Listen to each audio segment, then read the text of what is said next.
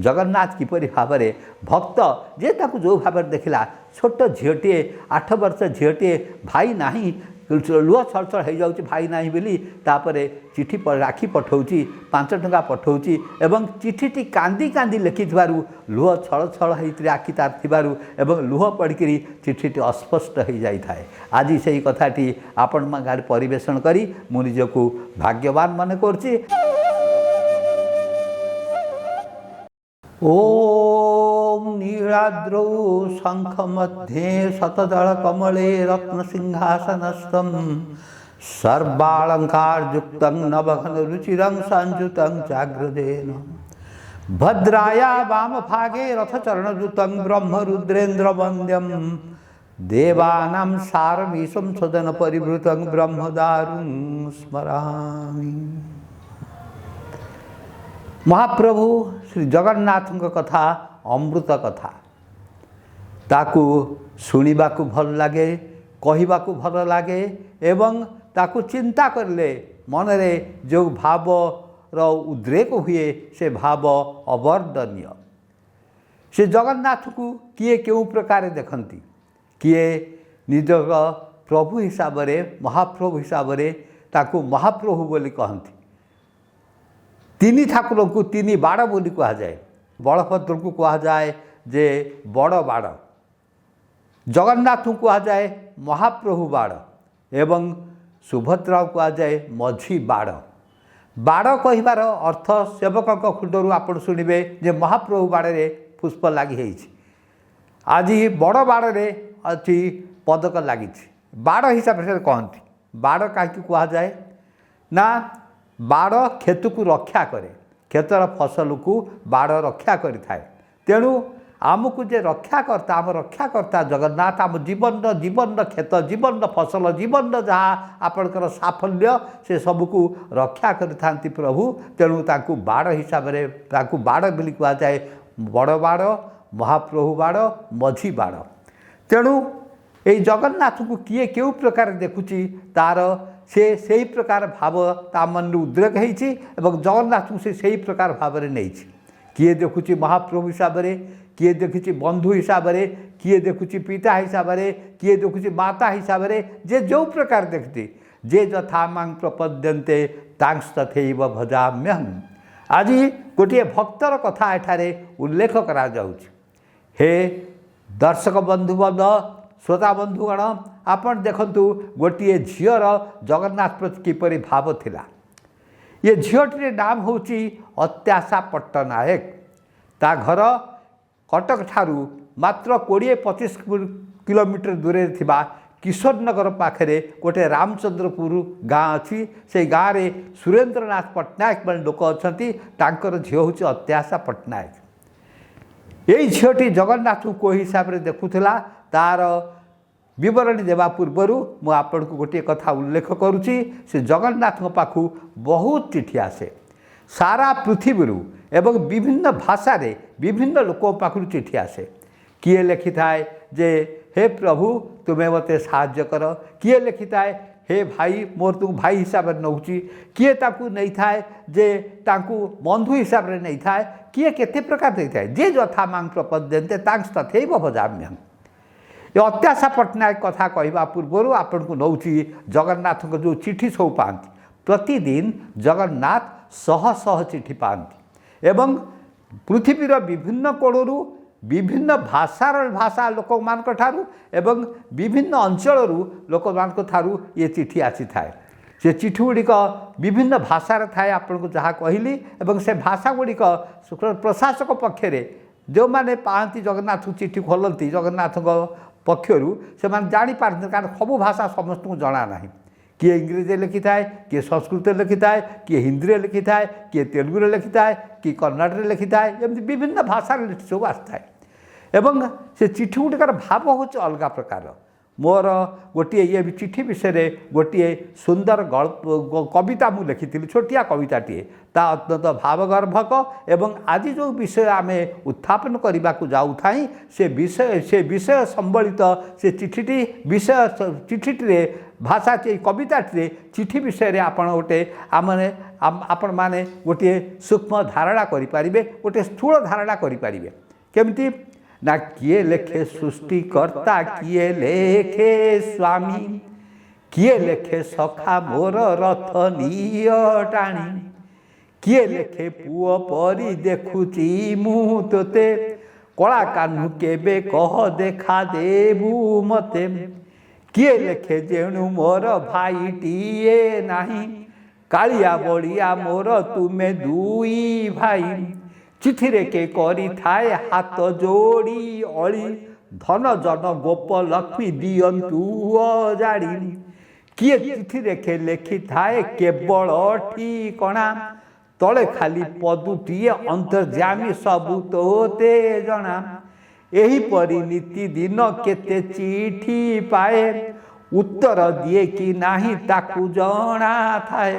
ये कवितार अर्थ साधारण साधारण लोक बुझा भाई कि तार टिके मुझे बुझे दूसरी किए लेखे सृष्टिकर्ता किए लेखे स्वामी हे सृष्टिकर्ता स्वामी संसार रथ मु चलई पारुनी संसार बड़ विषम संसार को चलई पारुनी संसार विभिन्न समस्या तुमे जमती रथ रे अर्जुन को रथ को टाणी नहीं सेमती मोर संसार रथ को तुम्हें टाणी नियो आ मु पारुनी किए लेखे सृष्टिकर्ता किए लेखे स्वामी किए लेखे सखा मोर रथ डिय टाणी तापरे किए लेखे पुओ परी देखुची मु तते कला कान्हू केबे कह देखा देबू मते एटा बुझी जाउछ किए लेखे जेणु मोर भाईटीए नाही कालिया बलिया मोर तुमे दुई भाई मोर भाईटीए नाही हे जगन्नाथ हे बलभद्र तुमे होच मोर दुई भाई चिठी रे के करी थाए हाथ जोड़ी अली अर्थात प्रार्थना करिथाए विराट चिठी बड़ चिठी धन जन गोप लक्ष्मी दियंतु अजाड़ी मते धन जन गोप लक्ष्मी मो पर अजाड़ी दियंतु हे प्रभु मु हाथ जोड़ी आपन अली करुछि विराट बड़ बड़ चिठी 4-5 पृष्ठार बहुत लिखिछि एम दुखरे अछि अमुक अछि मते लिखिथाए आउ के लिखिथाए कोन ना चिठी लेखे लिखिथाए केवल ठिकणा खाली ठिकणाटिए थिबो पूरा ठिकणा अछि ता चिठीटा इनलाइन लेटरटा किछि नथिला खाली गोटे पद गोटे लाइन खाली थिला अंतर्जामी आपको तो सब मालूम हिंदी रे अर्थात दरबारा सिंह गोटे मिलिटारी अफिसर लिखिथिला युद्ध विभाग सेना बड़ उच्च अफिसर लिखिथिला अंतर्जामी हे प्रभु तुम्हें तो अंतर्कथा सब जानुच आ चिठी रे कौन लिखबी जोटा तुम्हें जान नथिबो अंतर्जामी आपको तो सब मालूम ई दरबारा सिंह बस देखो एति चिठी एही परी नीति दिन केते चिठी पाए उत्तर दिए कि नाही ताकू जणा थाए एमती नीति दिन केते चिठी पाए उत्तर दिए कि नाही ताकू केवल जणा थाए जगन्नाथ दिया है थाए किंतु से उत्तर दिए आपन गोटे मजा कथा कहूँ हस कथा कहूँ चिठी खेलू खेलू हठात दिन लोके गोटे चिठी पढ़ला तासे लेखाई थाए कालिया नना बड़ बड़ अक्षर कालिया नना सी बोधे तृतीय चतुर्थ श्रेणी पिला भाया जना पड़ता है कारण अक्षर रे मैच्योरिटी न थाए अर्थात गोटे पिलाड़िया अक्षर कालिया नना मोर पेंटे ना गोटे पेंट पठेबू से लिखी पिलाटे तार लिखी गोटे पैंट ना गोटे पैंट पठेबा हे चिट्टा हाथ पड़गला मुझे चिठा को आम श्रीमंदिर जो मैगजीन बाहर से मैगजीन में मुझे छपई थी जे कालिया नना जगन्नाथ को चिठी मुझे लिखी था ये गीतटी थाए ताधर चिठी विषय थाए कालिया नना मो पे गोटे पेंट पठेबू चलीगला तापर हठात आउ दिन चिठी खेलला बेलू से अक्षर बड़ बड़ अक्षर रे गोटा पुणी पोस्ट कार्ड अच्छी कालिया नना मु पेंट पाईगली तू पठेइथिलु मु पेंट पाईगली किंतु आउ कौन लिखी तोर टिके पेंट सीना देलु तोर टिके बुद्धि ना कहीं पेंट रे तू मुतिवाई बाट रखिनु कि सरल कथा सरल भाव में से पिलाटी लिखी यहीपरि प्रतिदिन चिठी आसे चिठी गुड़िक एत चिठी पढ़ी हुए खाली जगन्नाथ आगे थुआ हो जाए ऑफिस रे जो जगन्नाथ था मूर्ति ठिया जाए हे प्रभु आपण भक्त मैंने आप जो चिठी देते आपन केत बड़ लगे आपको मिनिटे लगे सब लक्षे चिठी आप पढ़ी दे पारे खाली आपण थोई दौचु एमती गोटे चिठी मिली जन पाखु से झीटा ना हूँ अत्याशा पट्टनायक से दिन थिला आमर राखी पूर्णमी आप जानते बलभद्र जन्मदिन से दिन पालन होता है दैवक्रमे से दिन आमर जगन्नाथ अलंकार मरामती होता है बणिया आगे बस था नाभिकटा मंडप भी गोटे जगह अच्छी आमर जगन्नाथ मंदिर को जगमोहन को लगिक जगन्नाथ नाभिकटा मंडप ଚାରିପଟେ 4ଟି ଦ୍ୱାରରେ ତାଲା ପଡ଼ିଥାଏ ଏବଂ ଭିତରେ ସେଟା ନାଭି କଟା କୃଷ୍ଣଙ୍କର ନାଭି ସେଠାରେ କଟାଯାଏ। ଜନ୍ମ ହେଲା ପରେ କୃଷ୍ଣଙ୍କ ନାଭି କଟାଯାଏ, ସେଥିପାଇଁ ତା ନାଁ ହେଉଛି ନାଭି କଟା ମଣ୍ଡପ। ସେଇ ମଣ୍ଡପରେ ବଣିଆ ବସିଥାନ୍ତି ଏବଂ ମୁଁ ଥାଏ ଏବଂ ଆମେ ଅଳଙ୍କାର ଜଗନ୍ନାଥଙ୍କ ମରାମତି କରୁଥାଉ। ଚାରିପଟେ ତାଲା ପଡ଼ିଥାଏ, ଜଗନ୍ନାଥ ଲୋକଙ୍କ ଅଳଙ୍କାର ମରାମତି ଚାଲିଥାଏ, ଜଗନ୍ନାଥଙ୍କ ଅଳଙ୍କାର ମରାମତି ହେଉଥାଏ। ରାତି ପ୍ରାୟ 11ଟା, ରାକ୍ଷୀ ପୂର୍ଣ୍ଣମୀ ସେଦିନ ମନ୍ଦିରରେ ବହୁତ ଭିଡ଼। ବଳଭଦ୍ରଙ୍କ ଜନ୍ମଦିନ ଗହ୍ମା ପୂର୍ଣ୍ଣମୀ ତାକୁ କୁହାଯାଏ। ଗହ୍ମା ପୂର୍ଣ୍ଣମୀ ଦିନ ହଠାତ୍ ଗୋଟିଏ ଚିଠି ଡାକରେ ଆସିକି ମୋତେ ଜଣେ ଦେଲା। ଚିଠିଟା ସାର୍ ଚିଠିଟା ଆପଣଙ୍କ ନାଁରେ ଆସିଛି। ମୁଁ ଚିଠିଟା ରାତି 11ଟା ବେଳେ ଡାକରେ କେମିତି ଚିଠି ଆସିଲା? ମନ୍ଦିରକୁ ତ ଚିଠି ଆସିବା କଥା ନୁହେଁ, ସବୁ ମନ୍ଦିର ଅଫିସକି ଯାଏ, ଦିନରେ ଯାଏ, ଦିନ 2ଟା 3ଟା ବେଳକୁ ଡାକବାଲା ଆସେ, ନହେଲେ ଆମ ଲୋକ ଯାଇ ନେଇ ଆସେ। ବସ୍ତା ବସ୍ତା ଚିଠି ପୁଳାଏ ତ ଚିଠି ଆସିଥାଏ। ତେଣୁ ଚିଠି କିଏ ଦେଲା? ରାତି 11ଟାରେ ଚିଠି ମିଳିଲା ଯେ ମୋତେ ମୋ ହାତକୁ ଯେ ଚିଠିଟି ବଢ଼େଇଲା। ମୁଁ ପଚାରିଲି, ମୁଁ କହିଲି ବାବୁ ଏ ଚିଠି କିଏ ଦେଲା? ସେ ଜଣଙ୍କ ନାଁ କହିଲା। ମୁଁ ତାକୁ ଡାକି ପଚାରିଲି, ଆଉ କର୍ମଚାରୀ ଜଣେ, ମୁଁ କହିଲି ତ କିଏ ଦେଲା? ନା ଅମୁକ ଲୋକ ଦେଲା। ସେ ଆଉ ଜଣଙ୍କ ନାଁ କହିଲା, ସେ ଆଉ ଜଣଙ୍କ ନାଁ କହିଲା। ମୁଁ ଦେଖିଲି ୟାର ଅନ୍ତ ନାହିଁ, ତେଣୁ ଚୁପଚାପ ରହିଲି। ହଉ ଚିଠିଟା କିଏ ଦେଇଛି? ଲଫାପାଟିଏ। ମୁଁ ଲଫାପାଟି ଖୋଲିଦେଲା ବେଳକୁ ସେ ଚିଠି 4 ଭାଙ୍ଗ ହେଇକି ଗୋଟେ କାଗଜ ଅଛି, ତା ଭିତରେ 5 ଟଙ୍କିଆ ନୋଟ୍ଟି ଅଛି। ନୋଟ୍ଟି ଗଳି ପଡ଼ିଲା। ମୁଁ ନୋଟ୍ଟି ଦେଖି କାହା ଭାଇ ନୋଟ୍ଟି କ'ଣ ଦେଇଛି? ତାପରେ ଚିଠିଟି ପଢ଼ିଲି। ଚିଠିଟି କ'ଣ ହେଇଛି ନା କଳା ଡଟ୍ ପେନ୍ରେ ନୁହଁ, କାଳି କଲମରେ ଲେଖା ହେଇଥାଏ। କଲମ ଦୁଆତ ଯେମିତି ଆଗରୁ ବ୍ୟବହାର ସେ ଲେଖା ହେଇଛି ଏବଂ ଲେଖାଟା ମଝିରେ ମଝିରେ ଲିଭି ଯାଇଛି, ଅସ୍ପଷ୍ଟ ହୋଇଯାଇଛି। ଜଣାପଡ଼ୁଥାଏ ଯେ ଚିଠି ଲେଖିଲା ବେଳେ ସେ ଲେଖକ ସେ ନିଶ୍ଚୟ ତା ଆଖିରୁ ଲୁହ ଝରି ପଡ଼ିଛି, ସେ ଲୁହରେ ସେ ଚିଠି ଲିଭି ଯାଇଛି ମଝିରେ ମଝିରେ। ଚିଠିଟିର ଭାଷା ଏଇଆ ଥିଲା, ସାର ବସ୍ତୁ ଏଇଆ ଥିଲା, ମହାଶୟ, ମୋ ଉପରେ ମୋ ନାଁ ଦେଇ ଲେଖିତ ମହାଶୟ, ମୁଁ ଆପଣ ମୋର ପ୍ରଣାମ ନେବେ। ମୁଁ ଆପଣଙ୍କୁ ଜାଣିଛି, ଆପଣଙ୍କ ଲେଖା ସବୁ ଜଗନ୍ନାଥ ବିଷୟରେ ମୁଁ ବିଭିନ୍ନ ପତ୍ର ପତ୍ରିକାରେ ପଢ଼ିଛି। ମୁଁ ହେଉଛି, ମୋ ନାଁ ଅତ୍ୟାଶା ପଟ୍ଟନାୟକ, ମୋର ବାପାଙ୍କ ନାଁ ସୁରେନ୍ଦ୍ରନାଥ ପଟ୍ଟନାୟକ। ଆମ ଘର କିଶୋରନଗରର ରାମଚନ୍ଦ୍ରପୁର ଗାଁରେ।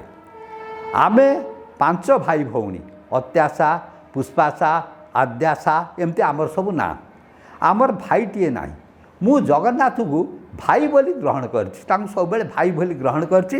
ତେଣୁ ଏ ରାକ୍ଷୀଟି 5 ଟଙ୍କା ପଠାଇଲି, ଆପଣ ମୋ ଭାଇକି ସେଦିନ ରାକ୍ଷୀ ପିନ୍ଧେଇ ଦେବେ। ରାକ୍ଷୀ ପୂର୍ଣ୍ଣମୀ। ଦେଖନ୍ତୁ 4 ଗୋଟି ଆଶ୍ଚର୍ଯ୍ୟ କଥା ଏଠି ଘଟିଲା। ପ୍ରଥମ ଆଶ୍ଚର୍ଯ୍ୟ, ଡାକରେ ଆସିଥିବା ଚିଠି ରାତିରେ ମିଳିଲା। ଦ୍ୱିତୀୟ ଆଶ୍ଚର୍ଯ୍ୟ, ଚିଠିଟି ଠିକ୍ ରାକ୍ଷୀ ପୂର୍ଣ୍ଣମୀ ଦିନ ମିଳିଲା। ଯଦି ରାକ୍ଷୀ ପୂର୍ଣ୍ଣମୀ ଦିନ ଆର ଦିନ ମିଳିଥାନ୍ତା ତାହେଲେ ରାକ୍ଷୀ ପିନ୍ଧା ହେଇପାରିନଥିଲା। ଠିକ୍ ରାକ୍ଷୀ ପିନ୍ଧୁଛନ୍ତି ଜଗନ୍ନାଥ, ବଳଭଦ୍ର ସୁଭଦ୍ରା ସିଂହାସନରେ ବିଜେ କରିଛନ୍ତି, ତାଙ୍କୁ ରାକ୍ଷୀ ସେଦିନ ପିନ୍ଧା ଯାଇପାରିବ। ରାତି ପାଇଲା କାମ ଦେଇନଥାନ୍ତା। ତୃତୀୟ କଥା, ମୋତେ ଚିଠି ମିଳିଲା। ସେବକଙ୍କ ସହିତ ମୋର ସମ୍ପର୍କ ଥାଏ, ସବୁଦିନ ସେମାନଙ୍କର ସେବା ପୂଜାରେ ମୁଁ ସାହାଯ୍ୟ କରୁଥାଏ, ସେବା ପୂଜାରେ ତାଙ୍କୁ ତଦାରଖ କରୁଥାଏ। ତେଣୁ ସେମାନଙ୍କ ସହିତ ଅତି ବ୍ୟକ୍ତିଗତ ସମ୍ପର୍କ ଥାଏ ଏବଂ ଭଲ ସମ୍ପର୍କ ଥାଏ। ତେଣୁ ମୁଁ କହିଲେ ସେମାନେ ରାକ୍ଷୀଟି ଜଗନ୍ନାଥଙ୍କୁ ଛୁଆଇ ଦେଇପାରିବେ ବା ପିନ୍ଧେଇ ଦେଇପାରିବେ। ମୋତେ ମିଳିଲା। ଏବଂ ଚତୁର୍ଥ ଆଶ୍ଚର୍ଯ୍ୟ, ମୋତେ ମନ୍ଦିରରେ ମିଳିଲା। ଯଦି ମନ୍ଦିରରେ ନ ମିଳି ଘରେ ମିଳିथा, ଅଫିସରେ ମିଳିଥାନ୍ତା, ମୁଁ ତାକୁ ହୁଏତ ଆଡ଼େଇ ଦେଇଥାନ୍ତି। ହଁ କ'ଣ ଝିଅଟି ପଠେଇ ସତରେ କ'ଣ ହେବ? 5 ଟଙ୍କା ସେ ପଠେଇଥିଲା। ମୁଁ ତାର ଆଶ୍ଚର୍ଯ୍ୟ ହୋଇଗଲି ଏବଂ ତା ଚିଠିଟି ଏତେ ଭାବପୂର୍ଣ୍ଣ ଥିଲା, ଏତେ ଭାବପୂର୍ଣ୍ଣ ଚିଠି ଥିଲା ଯେ ମୋ ଆଖିରୁ ଲୁହ ଝରି ପଡ଼ିଲା ଝିଅର ଭକ୍ତି ଦେଖି ଏବଂ ଜଗନ୍ନାଥଙ୍କ ଲୀଳା ଦେଖି। ଦେଖନ୍ତୁ ଇଏ କିପରି ଭାବରେ ନା ଚିଠିଟି ଡାକ ଘରୁ ନିଜେ ନେଇ ଆସି ମୋ ପାଖରେ ପହଞ୍ଚାଇ ଦେଉଛନ୍ତି। ଏବଂ ସେଟା ହେଉଛି କ'ଣ ନା, ଏଇଟା ହେଉଛି ଆପଣ ଗୋଟେ ମଜା କଥା ହେଉଛି ଯେ ଯେମିତି ଚୋର ଯେମିତି ଚୋରି କରି ଆଣି ପହଞ୍ଚିଯାଏ। ଆଉ ଭଗବାନଙ୍କୁ ସେ କହୁଛନ୍ତି ଚୋର ସର୍ଦ୍ଦାର ଚୋର ବୋଲି ଗୋଟେ ସଂସ୍କୃତ ଶ୍ଲୋକରେ କୁହାଯାଇଛି। ଶୁଣିବେ ସେ ଶ୍ଲୋକଟି। ବ୍ରଜେ ବସନ୍ତಂ ନବନୀତ ଚୌରମ୍ ଗୋପାଙ୍ଗନାନାଂ ସୁଦୁକୋଳ ଚୌରମ୍ ଅନେକ ଜନ୍ମାର୍ଜିତ ପାପ ଚୌରମ୍ ଚୌରାଗ୍ରବନ୍ୟଂ ସତତଂ ନମାମି। ହେ ବ୍ରଜବାସୀ, ଜଗତ କୃଷ୍ଣଙ୍କୁ ଜାଣି କହୁଛି, ବ୍ରଜେ ବସନ୍ତମ୍ ନବନୀତ ଚୌରଙ୍ଗ, ଏଡ଼ିକି ଜନ୍ମ ହଉ ହଉ ୟା ଘରୁ ତା ଘରୁ ତୁମେ ଲହୁଣୀ ଚୋରି କରିଥିଲ। ବ୍ରଜେ ବସନ୍ତମ୍ ନବନୀତ ଚୌରମ୍ ଗୋପାଙ୍ଗନାନାଂ ସୁଦୁକୂଳ ଚୌରମ୍। ତାପରେ କ'ଣ ହେଲା, ବଡ଼ ହେଇଗଲେ, ଗୋପୀମାନେ ଗାଧୋଉଥିଲେ ଯମୁନାରେ, तुमे कौन कल लुगा रखिकी से प्राय उलग्न होकर भाव सब भाव था स्नान करुला बेले तुमे कौन कल ना लुगा उड़की नहीं गचर ओहलैदेल और गछ उपर बसी बंशी बजे मजा देखल। ब्रजे बसंतम नवनीत चौरम गोपांगना सुदुकूल चौरम अनेक जन्मार्जित पाप चौरंग अनेक जन्म आम जो पाप थाए आमको पाप हे पाप नाशन जगन्नाथ का ना हूँ गोटे पाप नाशन अच्छी तुम्हें कौन कल पाप को सब नहीं जाओ पाप को चोरी कर नहीं जाओ अनेक जन्मार्जित पाप चौरंग चौराग्रगण्यं सततं नमामि हे मास्टर चोर जाऊ चौराग्रगण्य जो चोर आगे रौराग्रगण्यं सततं नमामि यही प्रकार भाव में जगन्नाथ प्रभु प्रभु को कहू चोर बिल को आजाए संस्कृत जन श्लोक भावपूर्वक श्लोक आप लिखिते।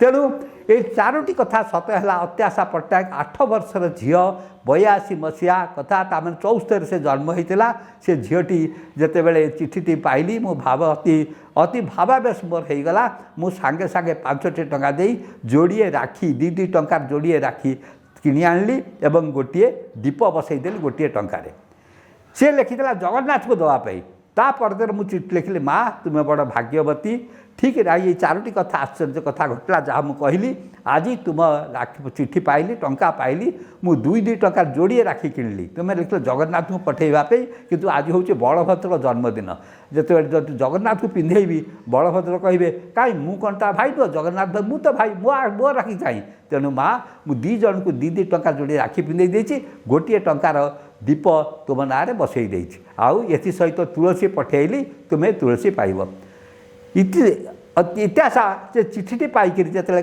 किशन नगर रामचंद्रपुर चिठीटी पाइला मोर उत्तर चिठीटी पाइला एवं तुलसी पाइला से कांदी कांदी घर घर बुली बुली कहला देख मो भाई ये चिठी मो भाई केमती मो राखी ग्रहण कला और भाई तुलसी तुम से टे तुलसी नियो गोटे गोटे तुलसी से बांटू थाए आखिर लुह झरी झरी जाऊे से गाँव ए घर को से घर जाकरी चिठी मो चिठी देखा थाए और समस्त को आनंद विभोर ही कहता है ता भाई केमती ता राखी ग्रहण कर आश्चर्यजनक भाव में किपरि राखी पूर्णिमा दिन राति सहकारी प्रशासक रवींद्र नारायण मिश्र पाखे चिठीटी पहुँचे अत्याशा घर घर बुली आखिर लुह छल छल कर भाई कथा कहता है और भाई जो तुलसी या हाथ को ता हाथ को बढ़े देकर आनंद में भासी जाए ये है अत्याशा पट्टनायक दिन चलीगला मु बदली हो जाइली से पुरी जगतसिंहपुर मु एडीएम थी पारादीप मोर अवस्थान था मुख्य जगह था कहते हेडक्वार्टर पारादीप था मु स्पेशल अफिसर थी और एडिशनल डिस्ट्रिक्ट मजिस्ट्रेट थी जगतसिंहपुर इलेक्शन आसला भोटर लिस्ट भेरीफाए हम मुझे से जाणिकी अत्याशा पट्टनायक हाँ तो किशोर नगर रामचंद्रपुर में जानी मुझे से गाँव में पहुँचली गाँव में पहुँचकर पचारि एठी सुरेंद्रनाथ पट्टनायक घर कौटी झी अत्याशा ना हाँ झीटी अच्छी सी हूँ कौ मसीहा कथा ना हेता हूँ 92 मसीहा कथा अर्थात अत्याशा चिठी जो चिठी कथा कहले 82 मसीह देता 10 वर्ष पर घटनाक्रमे मुझे घर पहुँचली एवं ताकू जो घरे खबर दिहला जड़े किए तुम खोजुंट माँ से 74 मसीह जन्म 92 18 वर्ष हो गला झीटी मुझे आसी मो पाखे है मत पचारा आपन किए मुझे मो रवींद्र नारायण मिश्र मन पड़े तुम्हें गोटे चिठी देल से कांदी पकेला मत देखु देखु लुह छल राखीगला आपण मो घर को आसुँच से नाचीगला आनंद एवं मुझे कहली एमती तुम कथा मुझे लिखी ना मुझे चिठी पढ़ी देखु रखी मो चिठी जो लेखाटा मुझे लिखी जगन्नाथ भौणी अत्याशा से लेखाटा को देखईदेला गोटे पत्रिकार बाहर था और आनंद विभोर होकर मत्स्यचंद्र ग्रहण करता अत्याशा जो बड़ हो गला अत्याशा तार मुझे पचारि भाई पाखे ना भाई पाखे सबु वर्ष मो भाई की मोर राखी पठाऊँगी और भाई मोर राखी पिंधुची और मोर भाग्य आज आपण मो घर आसी पाद देती अत्याशार से आनंद कहले रसरे एवं अत्याशा प्रमाण कर देता यही घटना प्रमाण मिलूँ जगन्नाथ किपरि भाव में भक्त जे ताकू जो भाव देखला छोट झीटे 8 वर्ष झीटे भाई नाही लुह छल छल हो जाऊँ भाई ना बोली चिठी राखी पठाऊँगी 5 टंका पठाऊँगी एवं चिठीटी कांदी कांदी लिखि लुह छल छल होती आखि तार थी लुह पड़कर चिठीटी अस्पष्ट हो जाए आज से कथाटी आपण गाँव परिवेशन करी मु निजक भाग्यवान मन करुँची अनुरोध करुँची आपण मानक जगन्नाथ जे जोपरि भाव में देखिए से बंधु महांती बंधु हिसाब से देखला जे जो हिसाब से देखला किए ताकू कर्ता हिसाब से देखी, किए ताकू भाई हिसाब से देखी, किए पुओ करची, जे जहाँ जो भाव में जहाँ को जे देखती प्रभु से भाव में तांको प्रति सदैव हो कृपा वर्षा करती। यह गोटे निखुण प्रमाण जे जगन्नाथकर कृपा किपरि भाव में जे समस्त पिलाठू बड़ बड़ समस्त कृपा वर्षा होता है एवं कृपार से कृपा वर्षा जो पानी ताकू धरी रखापे आमर आधार थिबा दरकार, भक्ति थबा दरकार। भक्ति थिले भाव थिले से भावग्राही एवं से भक्तर अधीन से एक जगन्नाथ को कह जाए था, हे जगन्नाथ प्रभु जगन्नाथ स्वामी नयन पथगामी भव तुम्हें बोली भक्त माने तांकू प्रकाश करथांती। एवं आज यही दिव्य कथाटी आपण मान परिवेशन करी मु निजकू गर्वान्वित मन करुछि।